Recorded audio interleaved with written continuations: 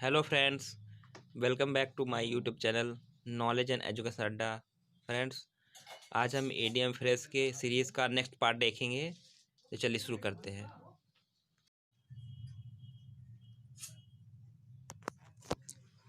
Friends, आज का पहला एडीएम लेते हैं democracy sword. Democracy sword means होता है एक हमेशा का और तुरंत घटित होते हुए प्रतीत होने वाला खतरा।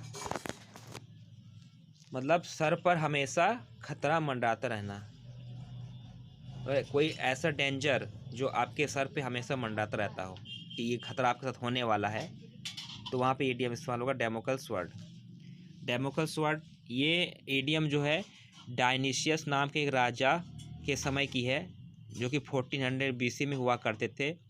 डायनिशियस नाम के राजा ने अपने मित्र डेमोक्ल को भोजन पर आमंत्रित किया, और जब वो उसका फ्रेंड डेमोक्ल आया तो उसने कहा डायनिशियस से कि आपकी जो लाइफ है बहुत अच्छी है, क्योंकि आपकी लाइफ तो बहुत शानो शौकत से भरी हुई है, बहुत आरामदायक लाइफ है। तो डायनिशियस ने समझाया कि ऐसा कुछ नहीं है, जिम्मेदारियों के साथ पावर और पोजीशन के साथ खतरे भी मिलने लगते हैं, असुरक्षा का भाव भी आने लगता है। तो इसको समझाने के लिए डायनिशियस ने अपने मित्र डेमोक्ल को अपने राज सिंहासन में बैठा देता है। जब राज सिंहासन में बैठता है डेमोक्ल, तो ऊपर की ओर देखता है तो उसके सर पे एक तलवार लटकी रहती है, जो कि बाल से बंधी रहती है। तो उसको देखकर वह घबरा जाता है। तो डायनिशियस कहता है अब पता चला कि पावर और पोजीशन के साथ साथ असुरक्षा भी उपहार में मिलने लगती है। तो डेमोक्रेसी स्वॉर्ड मतलब होता है एक हमेशा और तुरंत घटित होते हुए प्रतीत होने वाला खतरा।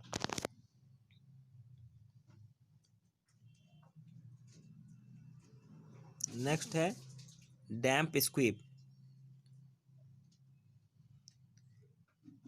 ठीक है, नेक्स्ट है आपका डैम्प स्क्वीप। डैम्प स्क्वीप में से होता है निराशाजनक एवं स्तरहीन। डैम्प स्क्वीप को आप ऐसे समझ सकते हैं, डैम्प मतलब होता है गीला, स्क्वीप में से होता है पटाखा, मतलब फायरवर्क्स। मतलब अगर कोई पटाखा अगर आप जलाने जा रहे हैं और वो गीला हो जाए तो क्या होगा, आपको निराशा होने लगेगी। तो डैम्प स्क्वीप मतलब होता है निराशाजनक एवं स्तरहीन, मीन्स होपलेस हो जाना और किसी चीज़ का लेवल एकदम से गिर जाना, स्तरहीन होना। डैम्प स्क्वीप मतलब यही होता है। नेक्स्ट है dark horse. Dark horse means होता है अनएक्सपेक्टेड विनर, मतलब एक ऐसा विजेता जिसे कमज़ोर माना जाता हो, जिसकी जीतने की संभावना नहीं थी और वो अचानक जीत जाए। मीन्स अनएक्सपेक्टेड विनर या अनएक्सपेक्टेड सक्सेस, किसी को अनएक्सपेक्टेड सक्सेस मिल जाए, या कोई पर्सन है जो जिसको सक्सेस होने की कोई उम्मीद नहीं थी और वो सक्सेस हो जाए अचानक, तो डैट इज़ डार्क हॉर्स। ये टर्म जो है हॉर्स रेसिंग से लिया गया है। ठीक, इसमें क्या होता है कि एक अननोन गैम्बलर रहता है, जो कि उसके पास एक घोड़ा आता है। ठीक है, वो गैम्बलर जो है उस घोड़े में, एक घोड़े पे वो बाजी लगाता है। मतलब इस मुहावरे की उत्पत्ति 1831 में हुई थी, बेंजामिन डिजराली के उपन्यास में, जिसका नाम था यंग ड्यूक। तो उसमें क्या होता है, अपने काले घोड़े को लेकर एक आदमी जो अननोन गैम्बलर होता है, वो अपने काले घोड़े को लेकर शहर में रेस के लिए पहुंच जाता है। ठीक है, लेकिन उस आदमी को, अननोन जो गैम्बलर था, उसको लोग साधारण समझते हैं। तो उसके साधारण जानकर किसी ने पैसे नहीं लगाए उससे काले घोड़े पर, उस अननोन गैम्बलर के घोड़े पर किसी ने पैसे नहीं लगाया, क्योंकि बहुत साधारण था। लेकिन उस काले घोड़े ने क्या किया, अप्रत्याशित रूप से जीत दर्ज की। लेकिन जब उस पर पैसे लगाए गए उस अननोन गैम्बलर के काले घोड़े पर, तो वो जीत जाता है। तो वहीं से मुहावरा लिया गया था। तो डार्क हॉर्स मतलब वो जो डार्क हॉर्स था उसको जीतने की कोई संभावना नहीं थी, लेकिन अचानक वो जीत जाता है। तो डार्क हॉर्स मतलब अनएक्सपेक्टेड विनर। नेक्स्ट है date back to. Date back to मतलब किसी चीज के शुरुआत होने का समय, मीन्स स्टार्टिंग टाइम। किसी भी चीज का स्टार्टिंग जो टाइम होता है, that is date back to. Next है dead letter. Dead letter means होता है अनएक्टिव या निष्प्रभावी। निष्प्रभावी होना मतलब किसी चीज़ का कोई इफेक्ट ना होना, निष्प्रभावी होना। या यू कैन से मतलब कोई भी लॉ है, जैसे कोई कानून है, अगर वो प्रभाव से ख़त्म हो जाए, जैसे कोई कानून अगर बना है और उसका कोई यूज़ ना हो, दैट इज़ डेड लेटर। मतलब इसका मतलब होता है ए लॉ और ordinance that is no longer enforced. मतलब कोई लॉ या कानून जो बहुत समय से प्रभाव में ना हो। This phrase was originally used with reference to passage in the Bible. ये बाइबिल से लिया गया है ये इडियम। बाइबिल का एक पत्र है एपिस्टल्स, ठीक, जिसमें सेंट पॉल ने जो है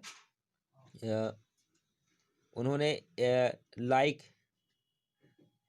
उन्होंने एक लॉ का कंपेरिजन किया था टेस्टमेंट।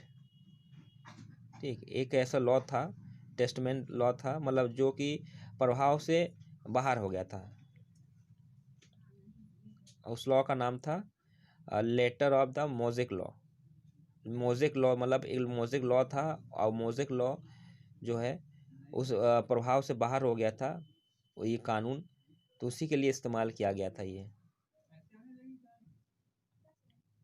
तो डेड लेटर में होता है निष्प्रभावी होना। मोस्टली एनी लॉ, किसी लॉ या कानून के लिए ये इस्तेमाल किया था जब वो प्रभाव से बाहर हो जाता है। नेक्स्ट है dead right. Dead right means होता है पूरी तरह से सही, absolutely correct. Dead right means absolutely correct. Dead means होता है एब्सोल्युटली मतलब पूरी तरह से, राइट मतलब सही, जिसको आप वर्ड से ही पकड़ सकते हैं। नेक्स्ट है dead ringer. Dead ringer means होता है एकदम एक समान। डेड मीन्स होता है कंप्लीटली, डेड रिंगर मीन्स होता है एकदम एक समान। इसका इस्तेमाल जो है 1900 में हुआ था, डेड रिंगर इस टर्म का। ये हॉर्स के लिए इस्तेमाल होता है। ये हॉर्स मतलब एक ऐसा हॉर्स था जो कि डुप्लीकेट था। एक डुप्लीकेट हॉर्स रखा था, जो सट्टेबाज होते थे, सट्टेबाज को कंफ्यूज करने के लिए उस समय जो है एक हॉर्स के जगह पे दूसरा मतलब डुप्लीकेट हॉर्स रखे जाते थे, जिससे सट्टेबाज जो पैसा लगाते थे हॉर्स पर, हॉर्स रेसिंग पर, मान लीजिए वो किसी हॉर्स पे पैसा लगाए, तो उस हॉर्स को रेस में ना दौड़ा कर उसकी जगह उसी के जैसा डुप्लीकेट दूसरे घोड़े को रेस में दौड़ा देते थे, और सट्टेबाज जो है हार जाता था। तो सट्टेबाज को कंफ्यूज करने के लिए ये हॉर्स, डुप्लीकेट हॉर्स इस्तेमाल किया जाता था। तो डेड एंगल में होता है एकदम एक समान, मतलब जो घोड़े होते थे, जो डुप्लीकेट घोड़ा होता था वो एकदम एक समान होता था। तो वहीं से ये इडियम लिया गया। डेड ट्रायंगल में होता है एकदम एक समान। नेक्स्ट है dead set against. Dead set against मतलब किसी बात के पूरी तरह खिलाफ। अगेंस्ट में होता है खिलाफ, और डेड में होता है कंप्लीटली, मतलब कंप्लीटली किसी के अगेंस्ट होना किसी चीज के। नेक्स्ट है derring do. Derring do means होता है साहस, डेयर दिखाना। डेयरिंग मीन्स होता है क्या, डेयरिंग मतलब होता है साहस, तो इसको आप वर्ड से ही पकड़ सकते हैं। नेक्स्ट है devil's advocate. Devil's advocate means सिर्फ विवाद के लिए विपरीत पक्ष का समर्थन करने वाला। मान लीजिए दो पक्ष है, मतलब दो ग्रुप है, दोनों ग्रुप में क्या है, विवाद चल रहा है, उनमें झगड़ा चल रहा है, तो किसी एक तीसरे पर्सन को अगर बुला लिया जाता है, जिससे कि विवाद का जो विपरीत पक्ष है, जो अगेंस्ट में बोल रहा है, उसका समर्थन करने के लिए बुलाया गया उसको। तो डेविल्स एडवोकेट ये इडियम जो है ये कैथोलिक चर्च से लिया गया है। उस समय क्या होता था, जब कोई आदमी मर जाता था, ठीक है, जिसे कैनोनाइजेशन कहा जाता है। एक प्रोसेस होता था कैथोलिक चर्च में, कैनोनाइजेशन। इसमें क्या होता था, जैसे कोई व्यक्ति मर गया तो वो व्यक्ति संत है या नहीं, उस मरे हुए व्यक्ति को संत घोषित करने के लिए एक प्रोसेस होता था रोमन कैथोलिक चर्च में। ठीक है, तो मरे हुए व्यक्ति को संत घोषित करने के लिए एक जो है छोटा सा कंपटीशन रखा जाता था, और उसमें आर्गुमेंट, दो पक्ष होते थे। एक पक्ष जो है उस मरे हुए व्यक्ति के पक्ष में बोलते थे, दूसरा पक्ष उसके विपरीत बोलता था। तो क्या होता था कि एन ऑफिशियल वाज अपॉइंटेड, मतलब एक जो है एक ऑफिसर, एक वकील जो है अपॉइंट किया था कैनोनाइजेशन के अगेंस्ट बोलने के लिए। अब द प्रपोज्ड कैंडिडेट, मतलब जो कैंडिडेट जो मरता था, जिसको घोषित करना था कि संत है कि नहीं, तो उसके अगेंस्ट बोलने के लिए एक वकील हायर किया था। ठीक है, तो वो वकील क्या करता था, उस व्यक्ति के अगेंस्ट बोलता था। तो तभी से ये पद, मतलब ये जो है डिजिग्नेशन जो है इस्तेमाल होने लगा, डेविल्स एडवोकेट। तो यह प्रोसेस कैंडिडेट की योग्यता को आंकने के लिए किया जाता था। तो इसी ऑफिशियल को, जिस वकील को हायर करते थे, उन्हीं कहा जाता था डेविल्स एडवोकेट, जो कि मरे हुए व्यक्ति जो था उस कैंडिडेट के अगेंस्ट बोलता था कि ये मतलब ये संत घोषित हो सकता है या नहीं हो सकता है। तो डेविल्स एडवोकेट में होता है सिर्फ विवाद के लिए विपरीत पक्ष का समर्थन करने वाला। नेक्स्ट है die in harness. Die in harness मतलब अपने कर्तव्य का पालन करते हुए या नौकरी के दौरान मरना। Die in duty, okay, any person if you die in duty time, that is die in harness. तो this expression is drawing comparison between the person at work and horse. मतलब ये एक्सप्रेशन जो है ये कंपटीशन, मतलब comparison करने के लिए एक पर्सन और एक आदमी, सॉरी, एक पर्सन और एक घोड़ा, दोनों के बीच कंपेरिजन करने के लिए इस्तेमाल होता था। हार्नेस क्या होता है कि घोड़े का जो पट्टा होता है, सेट ऑफ स्ट्रैप। हार्नेस में होता है जो सेट ऑफ स्ट्रैप, घोड़े में जो पट्टी बंधी होती है, मतलब जो सेटअप होता है पूरा उसका, जिसमें set of straps and fittings होता है। मतलब जिस पे सवारी बैठता है, तो बैठने के लिए इसमें क्या होता है, आपने देखा होगा, एक चमड़े का पट्टा लगा होता है, उसमें सीट होती है, पूरा ये जो उसका आउटफिट होता है घोड़े का। तो वो घोड़ा जो है उसी आउटफिट में अपने उसी में मर जाए, मतलब ड्यूटी टाइम पे घोड़ा जब मर जाता है, that is die in harness. तो उसी तरह से कोई व्यक्ति अगर ड्यूटी समय मर जाए, that is die in harness.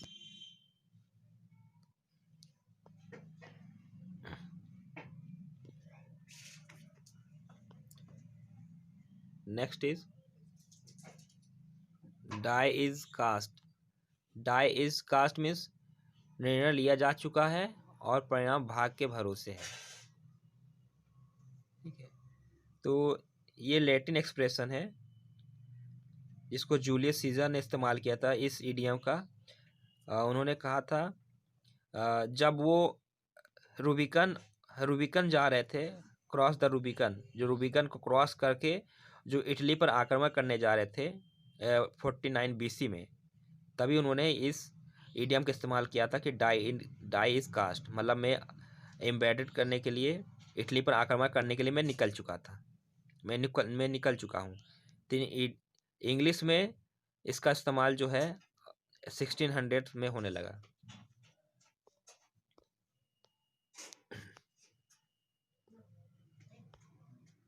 Next है dime a dozen. Dime a dozen means होता है एकदम साधारण। ठीक है, मीन्स एक डाइम का एक dozen, dime a dozen. Dozen means होता है जैसे 12 इन यूनिट्स, और डाइम क्या है, एक करेंसी है, पैसा, जैसे कि हम इंडिया में पैसे चलते हैं ऐसे करेंसी है। ये डॉलर का 10वां भाग होता है। ये डॉलर का 10वां भाग जो है 10 पार्ट जो होता है वो होता है डाइम। ठीक है, तो यूनाइटेड स्टेट में क्या होता था कि एक डाइम में एक डजन चीज़ें बिक रही थी उस समय। मतलब एक डाइम, मतलब डॉलर का 10वें भाग में एक डाइम में 1 दर्जन चीज अगर मिल जाए तो क्या होगा, बहुत ही सस्ता होगा, एकदम बर्थलेस है। That is dime dozen means एकदम साधारण या एकदम या worthless means ordinary, totally ordinary things, कोई भी चीज एकदम ऑर्डिनरी है, ठीक है, उसका कोई वर्थ ज़्यादा नहीं है, that is dime a dozen.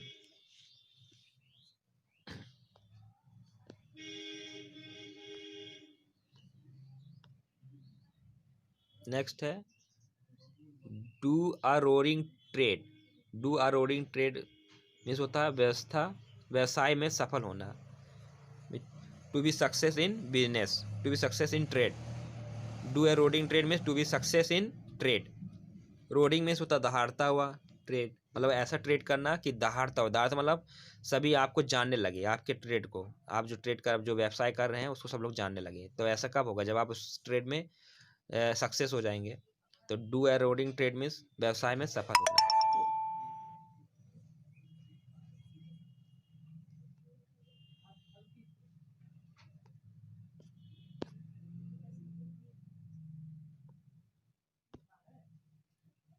Next is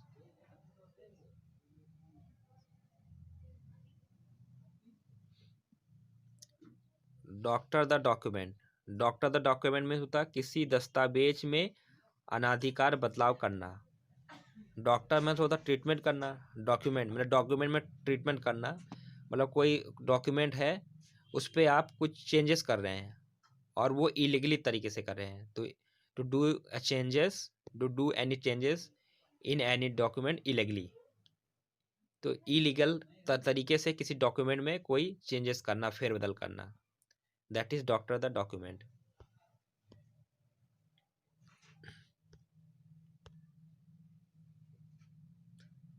next is dog days. Dog days means होता है गर्मी के दिन, the days of summer, the days of summer. Dog days means the days of summer. आपने समर में देखा होगा कि डॉग्स लोग क्या करते हैं, अपने जीभ को बाहर निकाल लेते हैं और हाँफते रहते हैं, ब्रीथिंग लेते करते रहते हैं। तो क्यों ऐसा करते हैं, क्योंकि गर्मी बहुत ज़्यादा होता है। तो डॉग डेज मीन्स होता है गर्मी के दिन, the days of summer. Next is dog eat dog.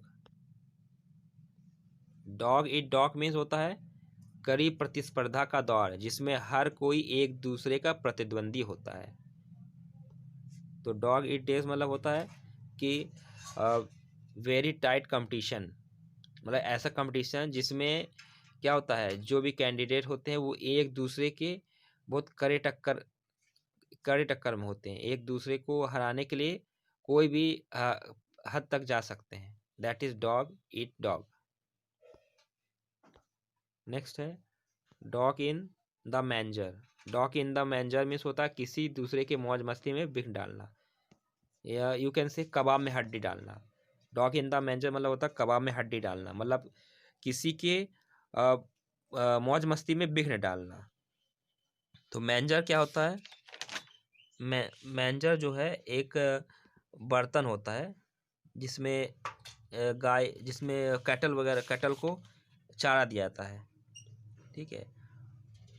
तो मैंजर, तो मान लीजिए कि हॉर्स या कैटल को चारा दिया गया मैंजर में, ठीक, और उसी मैंजर में कोई डॉग आके उसमें खाना खाने लगे, तो क्या होगा, तो कैटल को जो आपने खाना दिया है उसके खाने में विघ्न पड़ जाएगा, क्योंकि डॉग भी उसके शेयर में आ गया, शेयर करने लगा उसके साथ खाने में। तो डॉग इन द मैंजर में होता है किसी की मौज मस्ती में विघ्न डालना। Next is donkeys I years. Donkeys years में होता है बहुत लंबा। आपने देखा होगा कि डंकी का जो ईयर होता है, उसका जो कान होता है बहुत ही लंबा होता है। तो डंकीज ईयर्स में कौन क्या होना, बहुत लंबा होना, means a very long time या ड्यूरेशन, बहुत लंबा समय, मतलब किसी काम को करने में बहुत लंबा समय लग रहा है, ड्यूरेशन लग रहा है, that is donkey's years. Next है double take. Double take means अचंभित इसलिए प्रक्रिया देने में देर, मीन्स किसी चीज़ को मान आपने देखा और वो अचंभित हो गए, आप एस्टोनिश्ड हो गए और आप समझ नहीं पा रहे कि मैं इसका क्या आंसर दूं, ठीक है ना। That is double take. मैं शॉक हो जाना, किसी मान लीजिए आप किसी काम को कर रहे हैं मन लगा के, या अपने धुन में है और आपने कुछ ऐसा देख लिया कि आप शॉक हो गए, आपको समझ नहीं आ रहा कि मैं इसका क्या आंसर दूं। That is double take. ये फ्रेज जो है 1920 से लिया गया है। डबल टेक ये जो डायरेक्टर होते थे क्या करते थे, क्या करते हैं वो, टेक लेते हैं ना, टेक 1 टेक 2 करते हैं ना। तो डबल टेक मतलब होता है कि जब शूटिंग करते हैं, ठीक, तो शूटिंग में क्या करना, एक बैकअप प्लान रखना। रिकॉर्डिंग के समय क्या करते थे, वो डबल टेक करते हैं, मतलब किसी चीज़ को दोबारा रिकॉर्ड करते थे, दोबारा रिकॉर्ड करते हैं, second look,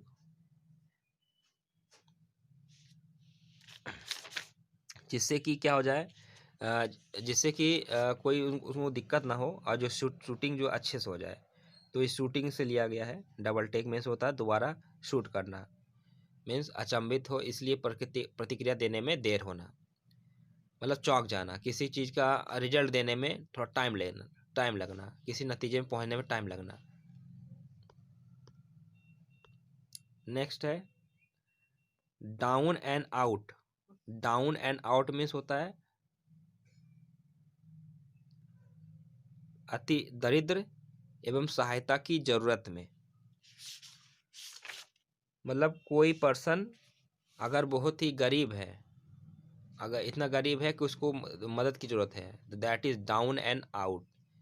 means poor person, very poor and helpless person.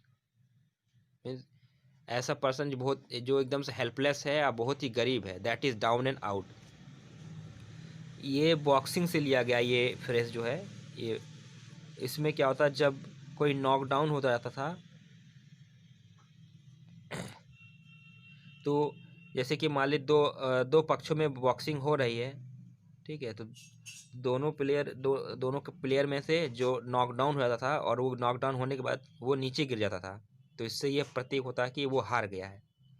तो जब वो हार जाता है तो क्या होता है, वो एकदम से हेल्पलेस हो जाता था, हेल्पलेस हो जाता है। तो बॉक्सिंग से लिया गया डाउन एंड आउट, मतलब जो गिर गया वो हार गया, वो उस कंपटीशन से बाहर हो गया। नेक्स्ट है down in the mouth. Down in the mouth means होता है दुखी, उदास या हतोत्साहित होना, सैड होना या होपलेस हो जाना, डाउन इन द माउथ। इसको वैसे समझ सकते हैं कि जब कोई पर्सन सैड होता है या होपलेस होता है तो क्या होता है, उसका चेहरा नीचे की ओर लटक जाता है ना। कहते हैं ना कि मुंह लटका के क्यों बैठे हुए हो। कोई पर्सन कहता अगर दुखी है तो आप क्या पूछते हो, आपके फ्रेंड है या कोई आपके रिश्तेदार कोई भी है, अगर वो दुखी बैठा तो आप यही पूछते हैं ना कि आप मुंह लटका के क्यों बैठे हो। तो डाउन इन द माउथ मतलब मुंह लटका कर बैठ जाना, मतलब दुखी होना, उदास होना या हतोत्साहित हो जाना। नेक्स्ट है down to the wire. Down to the wire. Down to the wire means जहां अंत तक विजेता के बारे में निर्णय देना मुश्किल हो, मतलब ऐसा कंपटीशन जिसमें विनर विनर का डिसीजन लेना बहुत ही मुश्किल हो, लास्ट तक पता ना चले कि कौन विनर बनेगा। मतलब ऐसा कंपटीशन हो जिसमें बहुत ज़्यादा कड़ी टक्कर हो और उसमें बहुत ही कम गैप से जो है विनर का पता चले, विनर का लास्ट मोमेंट तक पता ना चले, that is down to the wire. ये टर्म्स जो है ये हॉर्स रेसिंग से लिया गया है। तो क्या होता था कि हॉर्स रेसिंग में फिनिश लाइन के ऊपर जो है एक तार बांध दिया जाता था, जिससे कि विनर की पहचान हो सके। जो जो हॉर्स उस फिनिश लाइन के ऊपर जो तार बंधा है उसके पास पहुंचता था तो पता चल जाता कि हाँ ये वाला पर्सन जो जीतने वाला है। तो जो पार्टिसिपेंट जो है फिनिश लाइन के करीब पहुंच जाता था उसे कहा जाता था coming down to the wire. तो coming down to the wire के रूप में इसको डिस्क्राइब किया जाता था। मतलब ये कि विनर मतलब विजेता जो कि जीत के बहुत ही करीब पहुंच गया।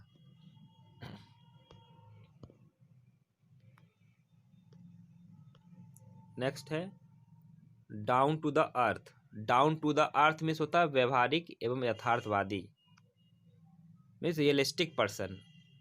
एक ऐसा पर्सन जो एकदम रियलिस्टिक हो, रियलिस्टिक बातें करता हो, मतलब बढ़ा चढ़ा के बात ना हो, जो रियलिटी में विश्वास रखता हो। तो down to the earth means व्यवहारिक एवं यथार्थवादी। नेक्स्ट है ड्रैग वंस फीट।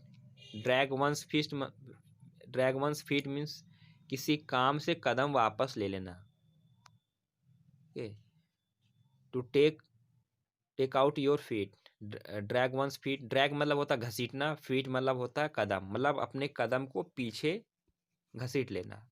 मतलब कोई काम आप करने जा रहे हैं, उस काम से आप अपने कदम को पीछे कर लेते हैं, that is drag one feet means किसी काम को करने से पीछे हट जाना। आप करने जा रहे थे किसी काम को, अचानक आपने डिसीजन लिया कि ये काम मुझे नहीं करना है, उस काम से पीछे हट जाना। नेक्स्ट है draw a blank. Draw a blank means प्रयास में असफल होना। ब्लैंक मीन्स होता है खाली, ठीक है। तो ये अमेरिका से लिया गया है, अमेरिका से लिया गया है, जिसका मतलब है ब्लैंक मतलब होता है अकाउंटेंसी और फाइनेंशियल पॉइंट ऑफ व्यू। ये अमेरिकन फ्रेज लिया गया है जो कि अकाउंटेंसी या फाइनेंशियल पॉइंट ऑफ व्यू से ये वर्ड लिया गया है, जिसका मतलब होता है एग्जॉस्ट विदाउट एनीथिंग फर्दर। मतलब कोई पर्सन एकदम एग्जॉस्ट हो जाए, मतलब पैसे से या फाइनेंशियली वो पर्सन जो है एकदम से एग्जॉस्ट हो जाए, मतलब उसके पैसे एकदम ख़त्म हो जाए या दिवालिया हो जाए, तो उस कंडीशन में होगा draw a blank. Draw a blank में से एकदम दिवालिया हो जाना या फाइनेंशियली एकदम से पुअर हो जाना। तो ड्रॉ ए ब्लैंक मीन्स होता है प्रयास में असफल होना, इसका ये मीनिंग भी होता है ड्रॉ ए ब्लैंक। तो जब वो फाइनेंशियली वीक हो जाएंगे तो क्या होगा, वो एकदम से असफल हो जाएगा, अनसक्सेस हो जाएगा। तो ड्रॉ ए ब्लैंक मीन्स होता है to be unsuccess in any try. किसी भी ट्राई, कोई चीज़ ट्राई कर रहे हैं आप, तो उसमें आप असफल हो जा रहे हैं, that is draw a blank. Draw on one's fancy. Draw on one's fancy मतलब होता है अपनी सोच या कल्पना का सहारा लेना। फैंसी में होता है कल्पना, फैंसी मतलब होता है कल्पना। तो ड्रॉ ऑन फैंसी मतलब होता है अपनी सोच या कल्पना का सहारा लेना, means to take help your imaginary. आप जो इमेजिन करते हैं, जो उस इमेजिन, जैसे मान लीजिए आपने कोई चीज़ इमेजिन किया कि मुझे ऐसा करना है, तो उस जो आपने इमेजिन किया उसी के अकॉर्डिंग एक्ट करना, उसी के अकॉर्डिंग काम करना, that is draw on one's fancy. Draw the line. Draw the line means किसी चीज़ की सीमा तय करना। ड्रॉ द लाइन मीन्स होता है लक्ष्मण रेखा खींचना, मतलब हद पार का, हद खींच देना कि इस हद से आप आगे नहीं बढ़ सकते। ड्रॉ द लाइन मीन्स होता कि किसी चीज़ का सीमा तय करना, limit. Draw the line means to draw the limit, मतलब कोई लिमिट तैयार करना। नेक्स्ट है draw the long bow. Draw the long bow means बहुत बढ़ा चढ़ाकर बताना, means to boast, boasting. Draw the long bow means boasting, boast मतलब बढ़ा चढ़ा कर बैठना, मतलब खूब फेंकना। तो ड्रॉ द लॉन्ग बो। तो लॉन्ग बो क्या है, ये एक फियरसम वेपन है जो कि यूरोपियन वॉरफेयर में 13वीं सेंचुरी में इस्तेमाल होता था। एक वेपन इस्तेमाल होता था 13वीं सेंचुरी में, जो कि यूरोपियन जो लोग इस्तेमाल करते थे लड़ाई में। तो draw the long bow means होता है बहुत बढ़ा चढ़ा कर बताना, टू बो या टू बोस्ट समवन। नेक्स्ट है draw little to the lees.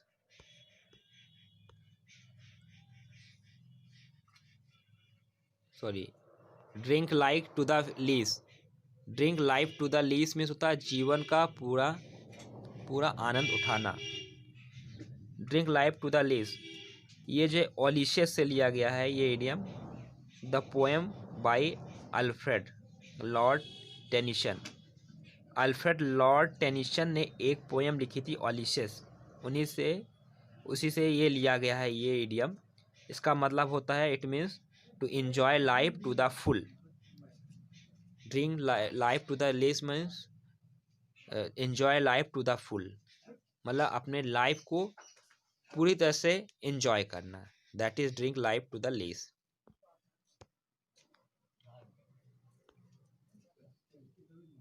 Next is drink like a fish. Drink like a fish means बहुत अधिक पीना, शराब मीन्स बहुत ज़्यादा अल्कोहल इनटेक कर लेना। अगर कोई पर्सन बहुत ज़्यादा शराब पी लेता है, that is drink like a fish. जैसे फिश क्या पीती है, फिश क्या पी, फिश पानी पीती है, तो पानी के जैसे शराब को पीना, पानी के जैसे शराब को पीना मीन्स बहुत अधिक शराब पी लेना, drink like a fish. Drive home means होता है किसी बात या तथ्य पर जोर डालना, किसी बात पर या किसी पॉइंट पर अगर आप जोर डाल रहे हैं, that is drive home. Drive home means किसी पॉइंट्स पे या किसी बात पर, किसी मुद्दे पर जोर डालना।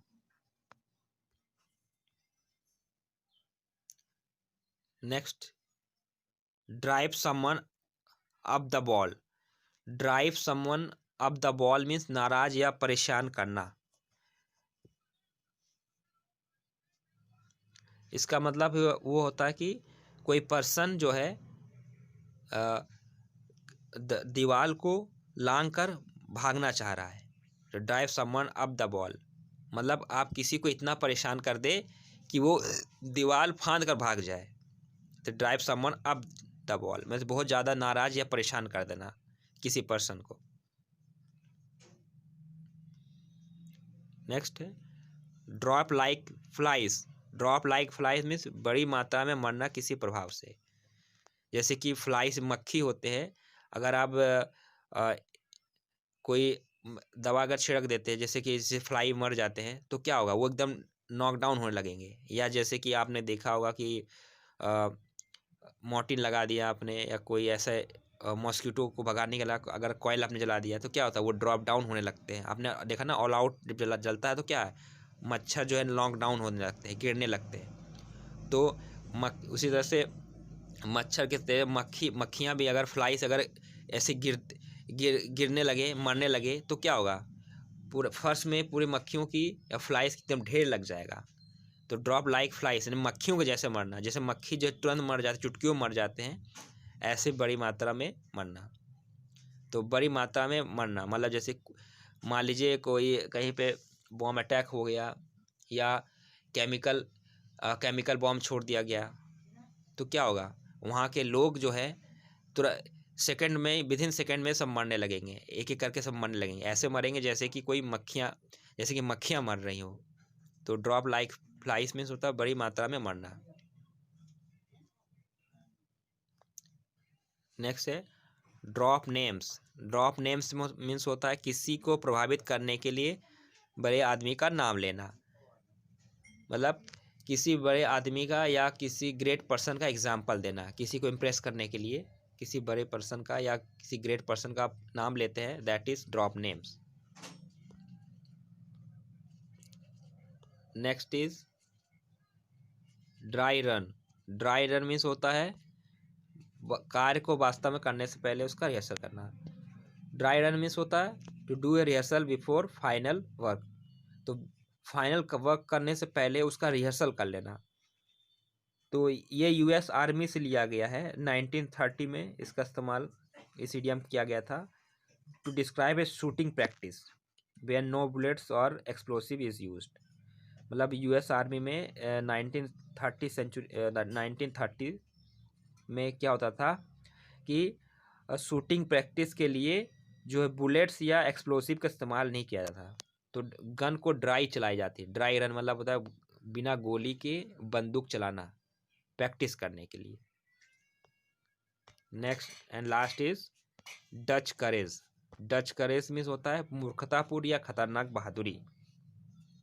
डच करेज मीन्स होता है कि ऐसा करेज जो कि नशे में किया गया है, मीन्स शराब पीकर कोई व्यक्ति अगर क्या करता है, अगर साहस दिखाता है, दैट इज डच करेज। क्योंकि शराब पीने के बाद जो है इंसान के होश रहते नहीं है, तो वो बड़ी से बड़ी मुसीबत या बड़ा से बड़ा काम वो कर डालेगा। ठीक है, उसको उस समय उसको जो भी कहो करने के लिए वो कर देगा, लेकिन बाद में भले उसको मुसीबत झेलना पड़े, क्योंकि उसका दिमाग उसमें काम तो करता नहीं। तो डच करेज में होता मूर्खतापूर्ण या खतरनाक बहादुरी दिखाना। ओके फ्रेंड्स, आज का ईडियम फ्रेज यहीं तक रखते हैं।